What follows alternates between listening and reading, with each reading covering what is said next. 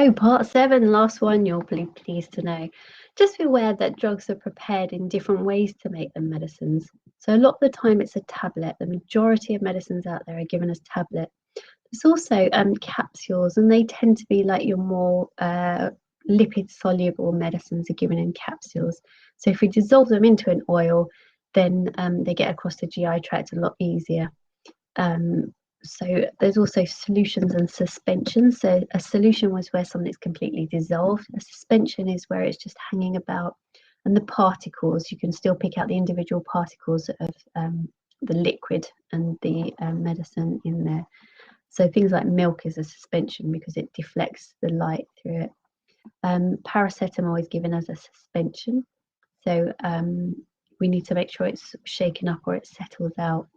And then there's sort of emulsions, aerosols. It just depends on how you need to formulate it to be able to take it. What is cheap? Tablets are very cheap. Things like sort of if you get into foams and jellies and that, they're much more expensive to make and to keep them. So the storage shelf life on them is very short, so they can tend to get thrown out very often. So lots of different ways to make medicines.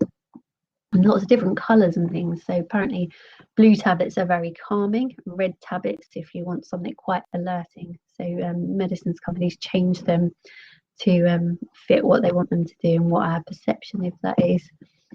So let's just talk quickly about major mechanisms of action. And there's this lock and key hypothesis and the way that things work at receptors.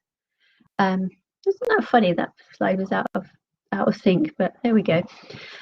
Receptors are a little bit like gatekeepers, and they will tell things to happen, and they are just receptors, and they're just proteins receptors, and they sit all over the place and they make things happen. So they're like a bit of a gatekeeper, so they need that specific key in to come in and do things. So in nature we have receptors here, some in some cells, these yellow bits, and then we have these interleukins. And they, in our body, are inflammatory mediators. And what they do is they come along, they bind to the receptor, and they tell the receptor to do stuff. And then things happen down here, and it goes and tells the DNA, and it will make some inflammation happen. There's quite a complex thing here, but these are receptors in our body, and these are our natural endogenous ligands. So the ligand is the word for the natural transmitter that will sit on that receptor and make things happen. So if we know that there's a natural ligand around that hits a receptor, then we can make a drug that will mimic that or stop it happening. So remember that word ligand. So receptors are found in all sorts of places. Some of them are downstream signalers. So you can see here these interleukin receptors sit here in the membrane, and then things happen downstream and other things happen. Then we've got receptors that are membrane bound. So the sperm and the egg have something like that. So on the head of the sperm, there's a little antigen, and on the egg, there is the, or the ligand, and on the egg is the receptor, and the two join, and then it makes the membranes fuse. So that's an example of membrane bound receptors on the egg. Then we've got enzymes. So not technically a receptor, but we call them that. So we talked about on the platelets, because they have white blood cells in the last one, but never mind. So the enzymes within the platelet, so there's a site that will make that platelet join to other things. And so we can interfere with that one. So that's a sort of natural bit of protein that we act on. And then ion channels. So they are receptors. So there'll be an ion channel like a gate with a gap in the middle. Something will come along, touch that gate, and then the ion channel will open, and the cations and anions can flow in and out. So that's where receptors are. There's sort of 4 examples for you. So if we know what a receptor does, then we can start to meddle with it and we can make drugs. And there's different ways of doing that. We can make an agonist, and that is something that does the same as the natural ligand in the body.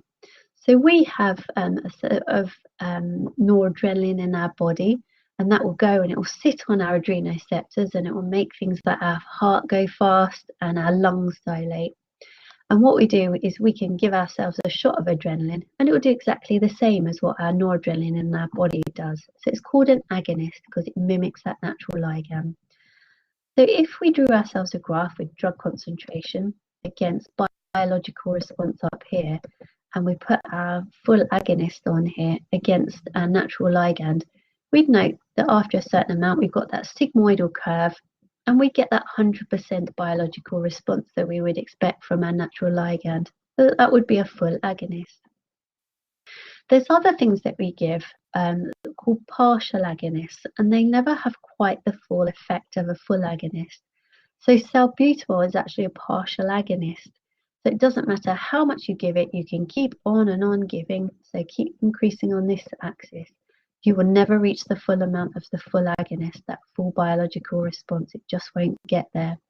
However, that doesn't matter. Salbutamol is very, very effective.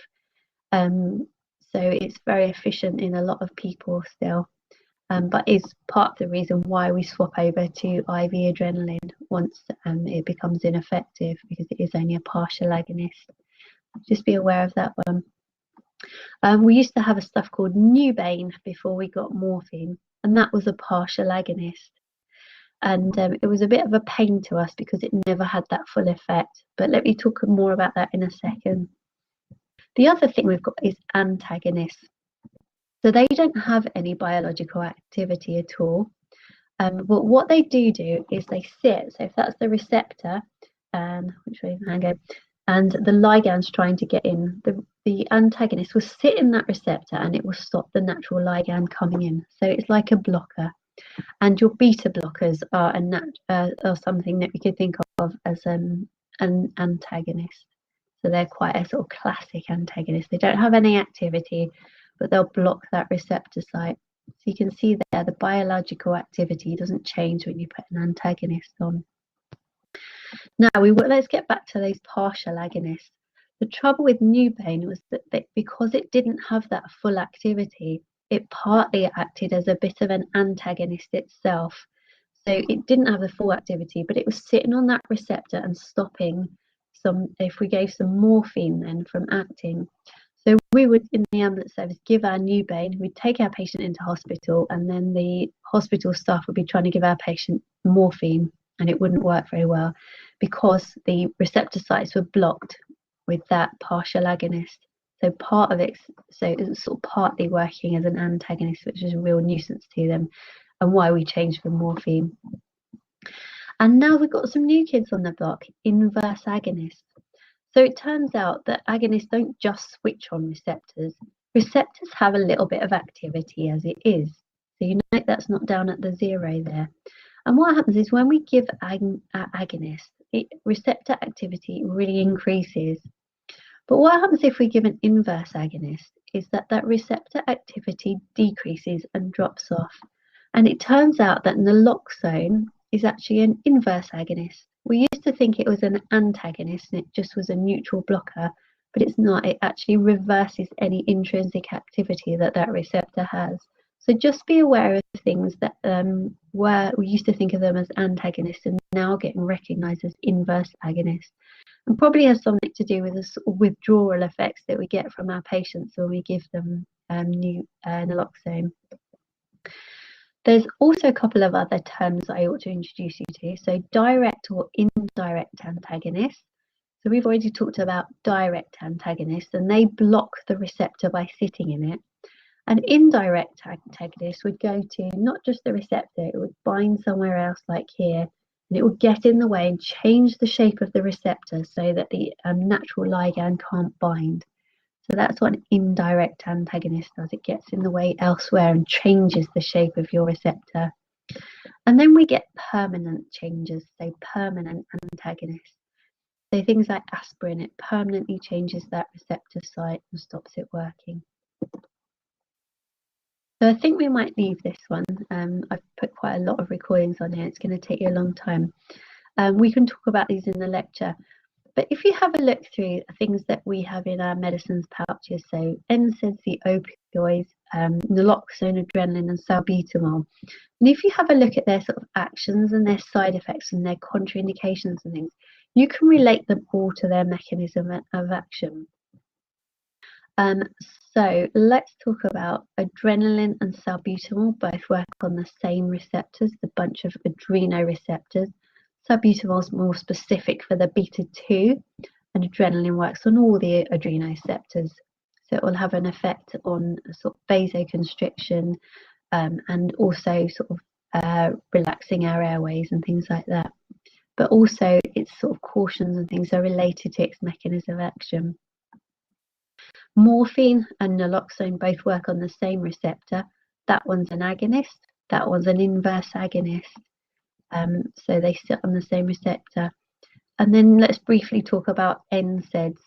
So these ones are COX inhibitors. What COX does, it's an enzyme that changes arachidonic acid into prostaglandins, and they annoy the nerve endings. So by taking out COX, we take out that nerve irritation. It turns out that there are a lot of different COXes and a lot of different prostaglandins, and they have a lot of regulatory roles in our body. So if you look at the contraindications and cautions for the NSAIDs, a lot of those are actually related to the way that prostaglandins function.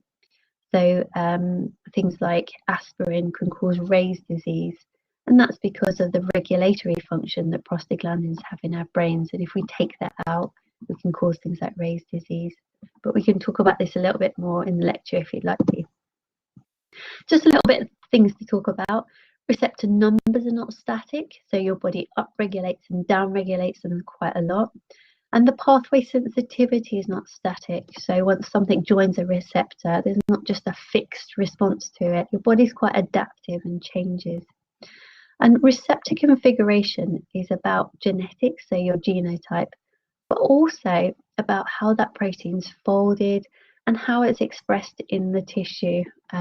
So receptors are just not something that's just here or there. They're very sort of grey areas, and they're very sort of open to sort of being changed by your body and manipulated. So we've covered all of that stuff. Some places to look for more stuff. I like Rang and Dale. You'll find that one in the library, but there are lots of books on pharmacology, so find one that fits the way that you read, and make sure it makes sense to you. But all this stuff is available in textbooks. On YouTube, have a look up pharmacology. I like one called Speed Pharmacology. I like the way the little guy draws things. I find it really helpful. I don't recommend medical pharmacology at a glance. I think it's just too much information on one page, and it's really hard to digest it. But it might work for you if it does, go for it. And then the last bit, Electronic Medicines Compendium. It is a website. I think it goes over to medicines.org.uk or something. But if you type that in, there you will find every single medicine that you can get in the UK, and you will find the patient information leaflet, the PIL, that you find in medicines packets, but also a more technical document called the Summary of Product Characteristics. And that'll tell you all about your medicine. And it needs to be kept updated by the drug company that manufacture it. And there's an awful lot of really useful information in there. So just be aware that it is provided by the pharmaceutical company. So there's an element of bias there. But it's quite a useful resource. And also for finding that PIL when the patient's chucked it away or can't find it, and you want to talk to them about something there. So that's the end of it. Hope it's been useful. Sorry for having to snip up the lecture into loads of little pieces, but come with your questions, email me anytime, and I'm looking forward to seeing you all.